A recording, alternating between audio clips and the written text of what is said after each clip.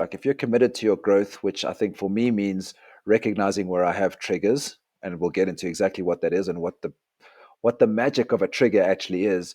But really, this sense of like, as you start to grow into a different version of yourself, and then you go back to circumstances where people have a different view of who they think you are. For me, there's this part of saying, can I honor the new version of myself when I go back into those situations? Can I stay true to the version of myself that's changed and evolved while going back into those scenarios?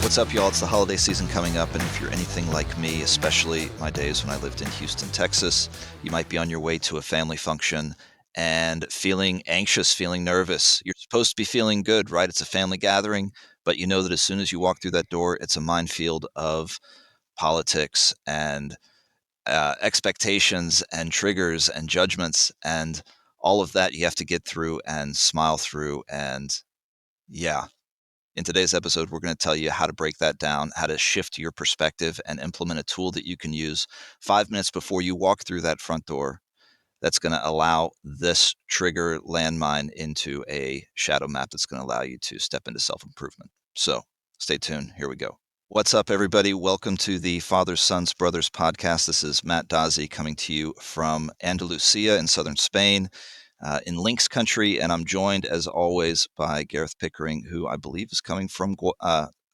the Sacred Valley in Peru. Gareth, how you doing, brother?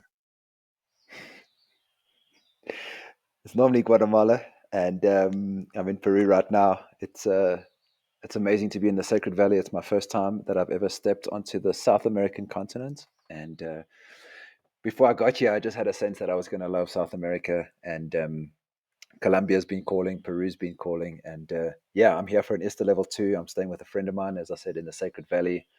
As I look out the window, just behind the camera that's recording this podcast, I can see up into these Andes Mountains, and the sun's busy setting on them with clouds over the top. And yeah, it's amazing. And it feels amazing to be doing this podcast with you, who looks like someone from the Blair Witch Project. If you're listening to this audio, flick over to the YouTube version and check Matt out. He's recording this podcast from outside his camper van. Where are you, bro? In a forest?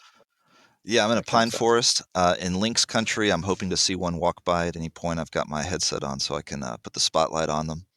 But yeah, we're down here in the south of Spain. We're trying to move the family, so it's like we took the whole fam, got them in a camper van, the whole fam, me, my wife, and my 3-year-old son, and came down here. And we've been staying in a campground for most of these days and chasing down apartments. But yeah, we're fully committed to moving down here, and it's been a journey. And like I think about the triggers we're going to talk about in the family dynamics, uh, being stuck in a camper van also has them as well. And yeah, we've been navigating our own communication and emotional channels, and it's been intense, man, and great. And I think we found our house. So yeah, Yeah, looking forward man. to the next So we'll chapter. talk about that at the end, because I want to talk about some of the tools that you used for that process. We love talking about reality creation and how you use some of these tools. But when we were preparing for this episode, we were like, how can we use some of these lifestyle design tools and communication frameworks that we have to support listeners of this podcast to navigate what should be one of the most joyous times of the year, but can be one of the most challenging, and that's family gatherings.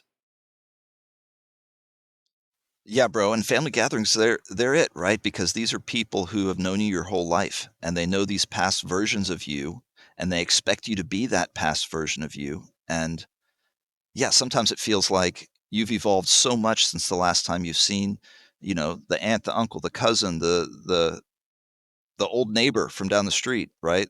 Uh, you expect them to see the new version of you, but they're stuck seeing the old. And that's triggering. I can find myself in a state of defensiveness when I'm in those scenarios, and it's hard to see the forest through the trees when you're in the thick of it there. How about you, Gareth? For me, there's this theme of like, I think it comes from anybody that's doing any personal development work. Like if you're committed to your growth, which I think for me means recognizing where I have triggers, and we'll get into exactly what that is and what the magic of a trigger actually is.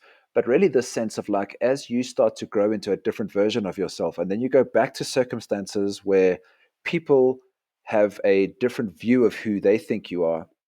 For me, there's this part of saying, can I honor the new version of myself when I go back into those situations? So for me, for example, might be alcohol. Like I don't drink so much alcohol anymore. Some of the friends and legacy relationships that I have, if I was to go back to maybe parts of South Africa, is those people perhaps have a different relationship to alcohol. And can I stay true to the version of myself that's changed and evolved while going back into those scenarios? And it can be a really difficult space to be in, where you want to be this new version of you, the authentic version of Gareth, while navigating relationships with people that are like, we used to scull 6 beers before we had Christmas dinner standing around the braai, and that might not be my truth anymore. And so, yeah, we wanted to share a framework to be able to recognize where things come up for you and how you can use whatever's coming up for you as Matt said, like a shadow map for your personal growth, rather than it completely taking you out of your ease and your comfort at a time of year that's supposed to be joyful. You're supposed to be relaxing and having a good time with the family and people that you love. But this tension between who you've become or how you've evolved and people in your life that are there that, yeah, perhaps have a different view of the world from you, or perhaps want you to be the version of you that you used to be, can be a really tricky time. I think the mindset that you bring into it is so important. I can think of times when I've Hmm. stepped through the front door knowing it was going to be bad, like expecting it to be difficult. And I don't want to use the word terrible, but like knowing that things were going to go wrong. It was just a matter of time. And how the mind works, like when you step into a scenario, sort of expecting those things, you look for them to happen as almost like a validation to the feelings and the anxiety leading up to it. And yeah, part of what we're going to share is show you how to flip that script so that you oh, something just moved. Sorry. Yeah. Yeah. Is it a lynx? It could be a lynx. Anyway, sorry, that really threw me off. It really threw me off. We were teeing up the part of this, which is what you were saying, is like, how do we take this challenging time and really recognize where the anticipation that we have for an event, or the story that we tell about an event before it happens, has a huge, if not like 90% influence on how that event is likely to occur. And we've spoken before on the podcast, and we teach this inside um, the foundational training inside the Father, Sons, Brothers tribe, which is your stories that you tell yourself shape the reality of what unfolds in your world. And I think before the links nearly got you, you were talking about like, you're anticipating that family gathering is going to be ugly, or challenging or triggering. That tends to be how the family gathering unfolds. Right. And there's a layer to that as well where I'll tell myself a story that it's going to be bad so that I can start justifying and finding excuses not to go to these things. And like, I don't think I've ever exited a family gathering and been like, fuck, that was a waste of time. Like, it's awesome being with people that you love. It's awesome reconnecting with people who you only get to see once a year or once every few years. And yeah, I've seen myself talking myself out of that, and I know some of my buddies have too, you know. One of my So uncles let's once let's told dive me, straight into the no, I want to practical share part this. of this. One of my uncles once told me that you're never gonna remember why you left a family event or why you didn't go, but you'll always regret that you didn't go. And that always stuck with me. That was my Uncle Mm, Chris. Anyway, wanted to bring that one. that's beautiful. I think there's something about this which is like, you can see being triggered at a family event as something challenging, but if you're committed to your personal development, you can only be triggered if you're loaded. Meaning, whatever triggers you is an opportunity for you to recognize that you have an old story, or something that's happening in your experience is triggering a potential core wound. And there's nothing that's going to trigger you more than your intimate relationships or relationships with family. Maybe your kids. I think that would possibly be one of those things as well, like a really strong mirror for whatever's alive in your world. And so I want to share the two parts that I think we could support you with during this festive season, through recognizing this frame of, your triggers are your treasures. When something triggers you, there's an opportunity there for you to grow. And let's start with the first part of this training, which is how do you set yourself up to win rather than having some story and some narrative that this is going to be terrible and I'm not looking forward to this. And this is using something that we call a pregame. And so, high level overview of the pregame. You can do a pregame in the morning. We're suggesting a pregame every day before you wake up. You can do a pregame before a year of your life, or you can do a pregame before the family gathering. And they all follow a similar framework. And even if you've forgotten to do this and you're walking through the front door, as Matt said, if you think you're going into a minefield, you're probably going to be going into a minefield. If you take a breath and reframe that experience as an opportunity to be with people that you love and a chance for you to see what's genuinely alive in these relationships that have been in your life for most of your life, it's a really, really powerful opportunity for you to find some growth opportunities. So a pregame looks like this. Take a breath and then list 3 things that you can be grateful for in your life right now.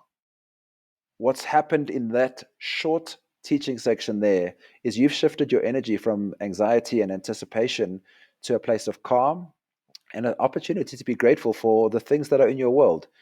You're going to go and see family. You're with, in Matt's case, your wife and kid about to walk through the door, food on the table, drink. Like it's a beautiful time. So just dropping into that frequency of gratitude automatically shifts your vibration as you move into this experience, which, if, as Matt said, if you don't frame it properly, is going to be an experience of challenge. So that's the first one. The second is what we call placing orders.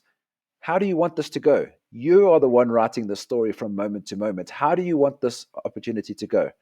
I want to connect deeply with Uncle Jack. I want to listen to my brother-in-law talk about his version of politics, which I may or may not agree with. I want to be in my ease. I want to make sure that I'm there for my partner. List the things that you want this experience to be. You're writing the story of how you want this experience to unfold. So you start with gratitude, 3 things. You write down 3 to 4, maybe 5 things of how you want it to go in practical terms, like I explained. And then you talk about how you want to feel. Matt, give us some examples of how you want to feel at Christmas dinner. Yeah, I want to feel in flow. I want to feel authentically me. I want to feel heard. I also want to feel full. I want to enjoy the meal. I want to place orders and feel different moments of joy, feel connection. These are all things. And when I go through the emotion piece, it's not just about what I want to feel. I want to think about how the people I'm going to interact are going to feel as well. I want them to feel heard. I want them to feel Yep. loved. And that different frame, you'll find that often the emotions that you want to feel are different from the emotions that you want others to feel, and the same in a lot of ways too. But I find that when I go through the exercise, there's a different language that I use to describe the other people and me, and it just brings those positive emotions into the forefront so that you connect with them and find them. Hey, FSB crew, a quick message to say 97% of you who watch or consume this podcast are not subscribed. Subscribing to the show really supports us to be able to grow and reach more people, as well as include and improve the quality and caliber of guests that we have on this show. Our goal is to get this number down to 70%. And so if you have ever received any value from the content and conversations on this podcast, please consider subscribing. It really supports us and the work that we're doing. Now, back to the show. So good. That was the last part. The last part of this training is how do I want to feel, and then how do I want somebody else to feel? And this is important, as Matt said. If you want the other person to feel heard, then perhaps I want to feel relaxed. So if I feel relaxed, then I'm listening, and then the other person feels heard. But if you don't bring any awareness to this pregame before you walk through the door, your family function is going to unfold without you having any conscious awareness of what's happening. So before you walk through that door, maybe you're listening to this right now and you've got a family function coming up, take a moment to write down 3 things that you're grateful for. Write down 3 to 5 things of how you want the day to go practically, or we call it placing orders. Like imagine ordering your day exactly the way you want it to go. How am I going to feel? And then how do I want other people to feel? And this is going to set you up in a very different way to how Matt described it of like, I'm opening the door feeling anxious. This is going to be minefield. It ends up being a minefield. Why? Because I fucking said it was going to be a minefield. Change the story and you change your reality. Eh? Yeah, it's a powerful exercise, and like Gareth said, this is something you can do every single day for the year, or just these moments. that come up in life. It's a powerful tool, and my partner and I actually do it together when we're on our way somewhere. We'll say the gratitude pieces out loud, and then we'll do a check in. Are you grateful? Are you grateful? Yes, yes. All right, now let's go to the next step. What do we want to see here? What are we calling in? How do we want to feel? So good. Powerful, y'all. You know, we're going to So be good. doing So that's the a frame. post game. Oh, sorry. Go ahead. No, I just wanted to bring one last piece, which is once this has been set up, you're still going to go into this family gathering and you're still going to potentially be sitting there with family. And one of the things I would suggest that you place as an order in this pregame is self-awareness. Can I track myself in this family gathering? Because the second part of this is what you want to do is recognize that as you move through these couple of hours with family while sitting around the Christmas dinner table, there are going to be moments, even if you do the best possible pregame, that you're still going to be triggered. Your brother-in-law is going to say the thing that he always says, or Uncle Jack's going to get drunk, or your mom's going to be dismissive of your dad. And that's going to bring shit up for you because this is the nature of these really strong legacy relationships that you have with family. And the second part of this is for you to just make a mental note or make a note on your phone of what are the things that still triggered you, because there's still, doesn't matter how much you set up for this and how well you think you've done for this particular pregame to set up this family gathering, you're still going to be triggered by some stuff. And, Matt was saying beforehand, before we were preparing for the show, he said, how did you describe it, bro? Tracking journal prompt opportunities. What did you say? It's like a journal hunt. It's like a journal prompt scavenger hunt. You know, every time you see one of these triggers coming up, Exactly. you know, grabbing a hold of it because, I mean, for me, when I understand the trigger and I see the pattern that creates it, it's way easier for me to navigate it and handle it. And so, yeah, you know that you're going to be walking into an environment that's like a target-rich environment of finding these personal triggers. And so, if you just go in with that self-awareness piece and call that in as an order, you're going to find them and you're going to walk away from this as a stronger version of yourself. And so, yeah, opportunity time, y'all. Knock, knock. So, so when you get these triggers, this is the last piece. You're just basically going to leave your family gathering. You're going to be in your ease. You're going to feel exactly the way you did that you wrote down in your pregame. The people around you are going to feel in their ease because that's how you scripted it to be. And then you're going to leave with 5 or 6 opportunities where you got triggered or you noticed something came up for you. And instead of being reactive, you now have an opportunity for you to sit post family gathering and do some journaling and realize, wow, I really noticed that I got upset when mom was dismissive of dad because it brought up some old story of me that reminded me of just free flow with those journal prompts, as Matt said. Use them as an opportunity to see what are the stories that are making you feel uncomfortable in these moments, because they really are a strong opportunity for you to see where you have old software running, where you have legacy relationships or core wounds that are very much alive in you. And if you've grown in your life and you come back into these environments, it's a really powerful opportunity for you to see these. So that's what I would suggest. Make sure that you are prepared going in using that format of the pregame, gratitude, placing orders. How do I want to feel? How do I want other people to feel? Step through that door in your power. Be there in your ease, self assessing how you are in every moment, aware of what's going on in your body. When those triggers come up, notice what they are, make a note of what they are, and then later on in the evening, if you're someone that's focused on your personal growth, you will take those opportunities and be the author of your life and rewrite those stories. I no longer have to feel uncomfortable when my mom is dismissive of my dad. That's not my responsibility. I love them for who they are. That's who they are. I'm rewriting this story. Next trigger, write it down. Use this opportunity to, instead of it being a minefield of challenges and going home feeling uncomfortable, you feel in your power and you use it as an opportunity for growth. Yeah, it's so strong identifying these stories that we run, and we run them all the time. And like you said, Gareth, we can change those stories, and that's what you do with them. When you write them down, you identify them, you really check in with what that story is, and you rewrite how you want it to be, and it works. So good, man. Thank you so much for making the time for this, bro. Before we sign out of here, let's talk about how we are using some of these tools inside the Legendary Lover Method. You are a participant in this, going through the journey for the second time. Give us a little thumbnail of what's unfolding inside this men's relationship and sexual mastery container. Oh man, it's powerful. We're currently in day 10 of a non-ejaculation challenge, and playing with that energy with breath work, and figuring out how to transmute that into manifestation as my light is going out. Mm. And it's been super powerful, man. We've got a strong container, I'll say that much. And the wisdom that Leonard has been bringing to it so far, he's been teaching this first part, has been powerful. He's a strong space holder.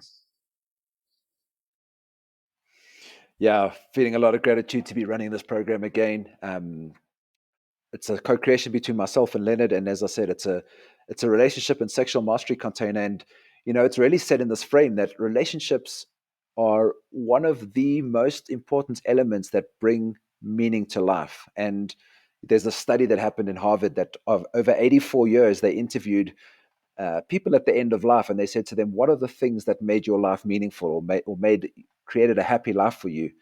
And it was relationships was the number one thing that came up. Like, people that had meaningful relationships valued their lives to have meaning, and those who didn't said that their lives seemed to lack some sense of meaning. And relationships was more important by a factor of 3 to 1 than personal success, success in business, or making money. Like, it was 3 times more likely that this was an indicator of a meaningful life. And so if this is such an important part of our lives, why do we not have an opportunity for us to train the skills that are required to navigate relationships well? And we've spent this whole podcast talking about relationships. Like, hopefully some of the tools that we're supporting you with here, you can use to navigate the family relationships that you have. But the Legendary Lover Method is off and underway, and it's been a really, really beautiful start, and it feels great to have you be part of this, bro. So thanks for being part of it. What else we got happening next, King Circle? Next King Circle, I think, I'm sure, is the 29th of December, and we're going to be doing a Yep. post-game, pre-game format for that, I believe. And that's an exciting time for us to come together for Yep. 2 Yep. hours on the last Sunday of the year, and yeah, speak our truth, be heard, and implement some strong tools to start the next year out right. Like, one of the things we were looking at with this year is, you don't want to be in a place where you're disappointed in your current year and the next year is coming up and you're doing the same things you did the year before, expecting different results. Like now, Mm-hmm. this first week of December, as we're recording this, is the time that you wrap up the year, you do the things right to reflect on what you could have done better, and you put the things in place that are going to elevate you the next year. And now's the time to do that work. So yeah, King Circle, 29th of December, it's happening. Be there. Yeah, stoked to be co-creating the King Circle again. This will be King Circle number 32, and to date we've had 780 odd men that have joined the King Circle. It's a powerful, powerful container of something that we call integrated leaders. This is a leader who recognizes that in order to show up in your life and in your family is to do the personal work and to start to track these stories that shape your reality. So we share tools and frameworks and create a safe space for leaders to come together and actually practice these tools in real time. And the one that we're going to be teaching at the end of this year is going to be a setup for making sure that 2025 is the best year for you possible. So make sure that you are not sitting here a year from now feeling like you haven't shown up in all the areas of your life that you wanted to. And yeah, join us at the King Circle 29th of December. We will put a link in the show notes. And yeah, make sure that you're there. Before you sign out, I just want to share one last piece with you before we let you go, and that is the most recent episode number 53 of the Father, Sons, Brothers podcast. I had an amazing chat with Jed Diamond. Jed Diamond is an OG in men's work, and he spoke about how he has supported almost 40,000 men throughout his career, and supported them through relationships. He has supported them through some of the challenges of male menopause. We also spoke about a framework of how to recognize what are the most important things to focus on in your life. And it was a real honor to be able to sit down with Jed and to be able to have a conversation with him and really riff on some of the stuff around men's work. I feel like my journey into men's work is so fresh in so many ways. In some ways, I feel like a pioneer, you know, at a cutting edge of a new technology and making men's work more accessible, more a thing in the collective consciousness, and it's still pretty new. And then I meet somebody like Jed Diamond, who's been in the game for almost 50 years, and it was really beautiful to sit down with him. I also asked him what advice he had for his 45-year-old self, and yeah, the answer that he gave was absolutely amazing. So if you haven't checked it out yet, we'll put a link to that in the show notes as well. Episode number 53 of the Father, Sons, Brothers podcast with Jed Diamond. And it looks like Matt has run out of battery power because he's gone offline in this recording. So, bro, I'm going to say goodbye to you, and you can catch this on the replay. Thank you for tuning in to this episode of the podcast. Many blessings as you navigate the festive season with the beloved people in your life. And thank you for being part of this community and for being an integrated leader and taking the time to consume this content. If this resonated with you and you feel like it would support other men in your life, please feel free to share this with them. When you share these episodes, it really supports us to get the work that we're putting into this co-creation out into the world to support more men, which is our mission. So thank you for being part of this. Until next time. Ciao.